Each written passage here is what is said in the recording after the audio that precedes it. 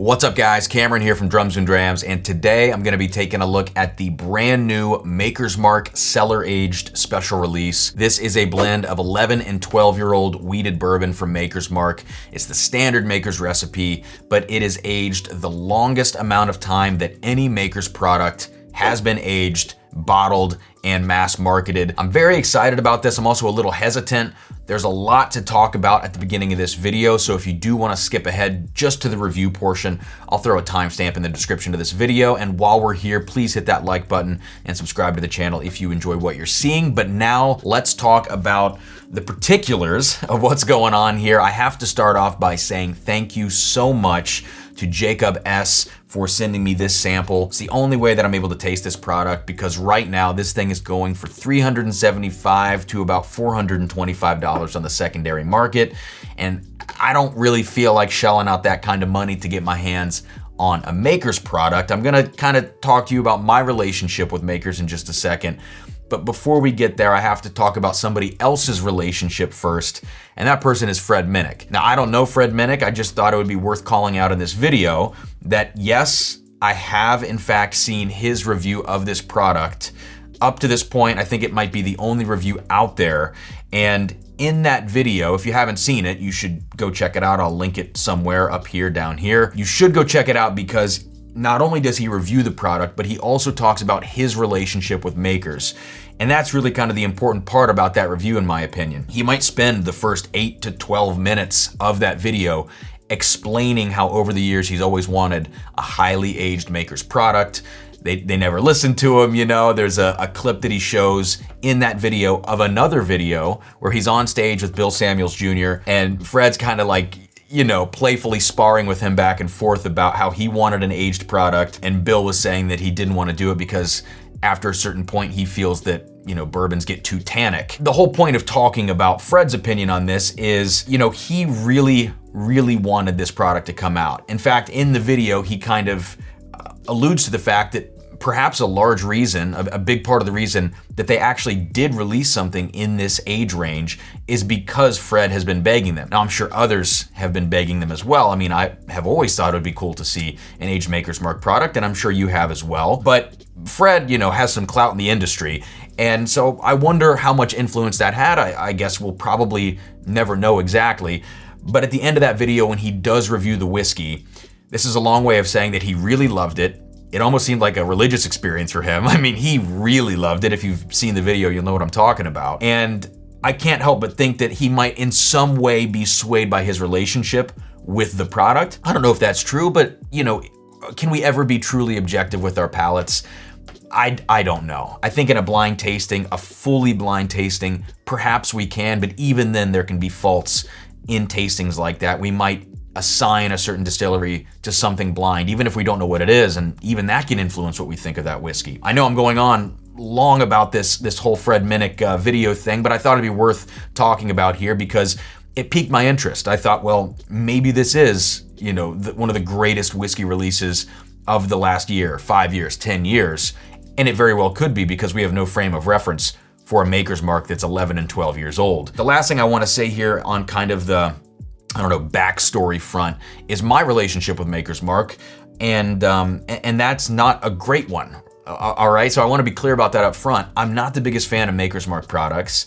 The standard release is fine. I kind of, you know, early whiskey drinking days, I was having a little Maker's Mark. The 101 I actually like quite a bit, and then we have the cask strength, which I have in front of me here, and I'm going to do a comparison of the cask strength to this new cellar aged product. But when you get into all the French oak, the 46, the different stave profiles, there are a lot more misses than there are hits for my palate when I get into that stuff. And the one note that really turns me off in a wide variety, if not all Maker's products, is this note that some people refer to as a dairy note. I almost liken it to a combination of Greek yogurt and spoiled milk, which yes, is dairy, but it's not a good dairy, okay?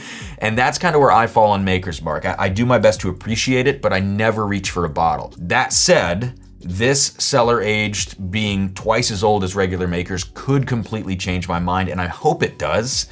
Although for my wallet's sake, I don't hope it does. This is gonna be an interesting tasting nonetheless.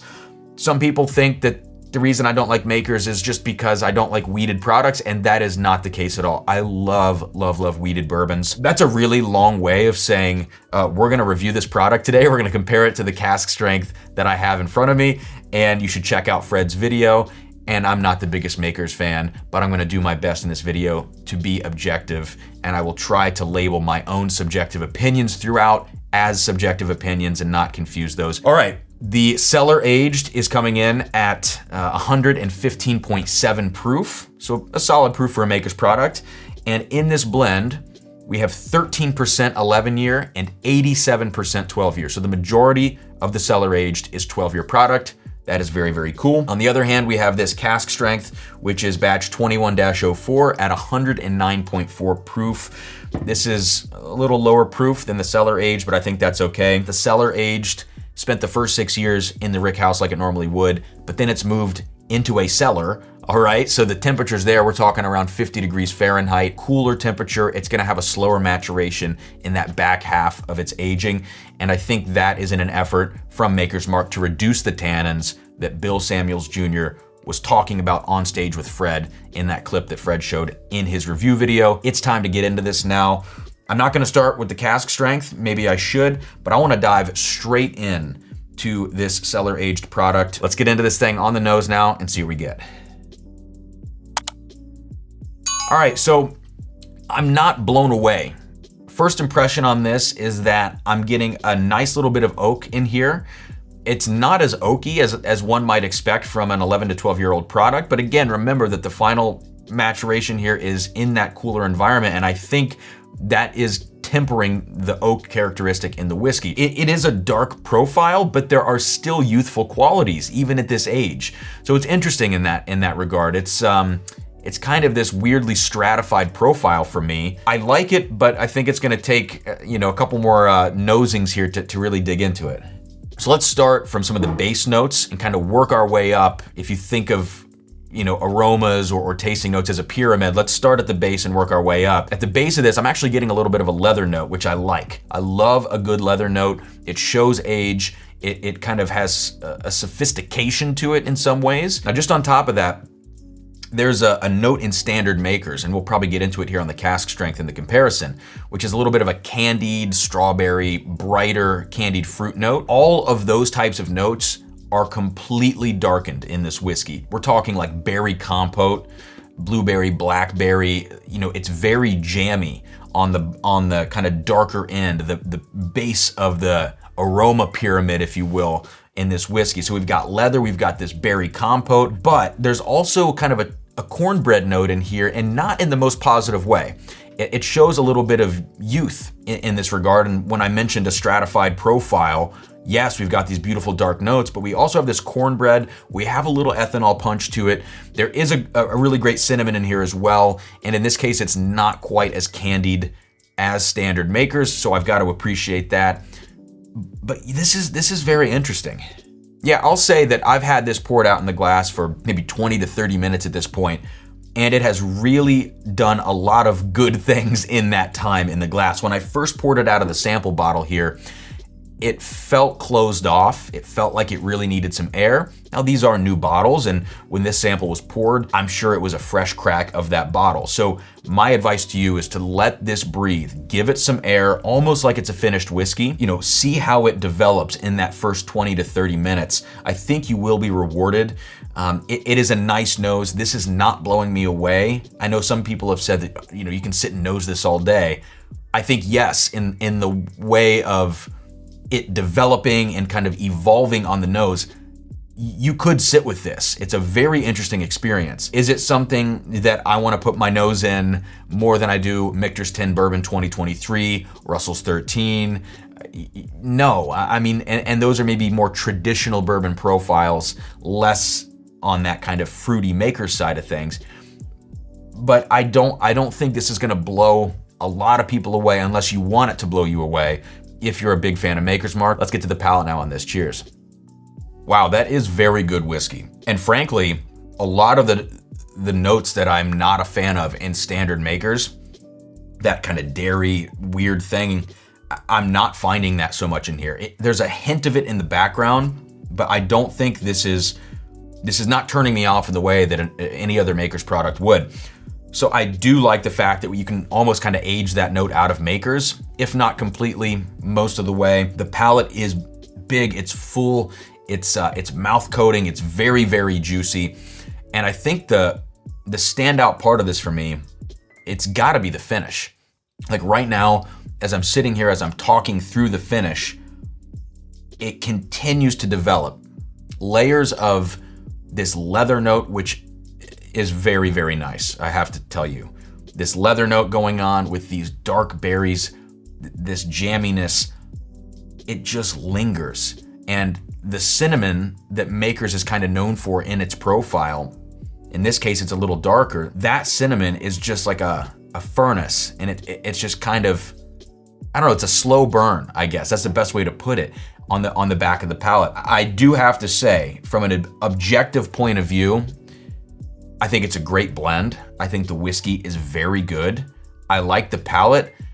I think I might like the palate more than the nose, and I certainly like the finish the best on this thing. So for me, this whole kind of tasting has gotten better as it's gone on, but I do want to do a second sip and dig a little deeper into this thing now. All right, that's good whiskey. That is very good whiskey. I don't think this is going to stand up to a lot of other special releases this year. I would be extremely curious to find out how this is gonna, hang out in a blind. If it's gonna hang at the top, or if it's gonna get completely decimated by other things. That second sip for me almost felt, and please don't take this as like me jumping on the hype train, there was a little George T. Stagg quality to that sip. And I don't think it's quite as sweet as George T. Stagg. It's actually a little more tangy, slightly bitter, slightly more savory than George T. Stagg would be. And it's certainly not as like bombastic and mouth coating. And you would expect that given the probably 20 proof point difference from most George T. Stagg releases. But there's some element of that in this whiskey. And it's a cool whiskey to sit with, I think. I think it's a whiskey to be patient with as well, Some part of this reminds me of a really nicely aged Scotch, and I don't know if I'm saying that because of the limestone cellar aging that they did to this and that cooler temperature, but something about this, it's like a Scotch where I just want to sit with it. I don't want to shoot this thing back. I don't want to, drink an ounce and a half of this real quick and get on to the next pour for the night. I think I'd like to spend some time with this one. So I'm really torn. I'm torn by the fact that I don't love it, but I'm simultaneously enjoying the experience of drinking it. So I think this is coming down to that subjective versus objective discussion that I had earlier in the video. I think this is worth checking out. I really do. I think the price point might be around $150 or $175. I'd go up to $200 on my first bottle of this. I would not pay the absurd secondary prices. I do want to do a quick comparison to this cask strength before I kind of make my final judgment. But I think as of this point in this video, I'm not a Maker's hater anymore. This is kind of turning me over. I would love to taste this if it spent those extra 5 or 6 years still in the rick house as opposed to in the cellar. I think that'd be an interesting comparison. But let's move on now very quickly to this cask strength expression and just see how these things compare. Yeah, and as you might expect, much brighter, much more candied, very tangy. I always forget how tangy Maker's Mark is. It's sour, it's tart, kind of lip smacking, makes you salivate a lot when you're drinking it, and a little bit of savory in the background too, but that dairy note is persisting for me. So not the biggest fan of that, but as we go back over now to the cellar aged, yeah, that leather sticks out, that berry compote, very cool whiskey. I'm a little indecisive, I don't really know what to say, but as you go through this video, as you've seen my reactions to this thing, kind of draw your own conclusions about it. If you guys have the chance to try this whiskey, let me know what you think. I know this video is a little all over the place, lots of talking up front, lots of indecisiveness in the middle, and now we're at the back end and I'm just confused. I don't know what's going on, but if you enjoyed it, hit that like button, subscribe to the channel. Let me know what you think about this whiskey, how it compares to other Maker's products. Are you a fan of wheated bourbon? Does Maker's kind of stand out for you, or is this just like any other wheated product? I'd love to know your thoughts. Let me know in the comments. Cheers, and I'll see you guys next time here on Drums and Drams.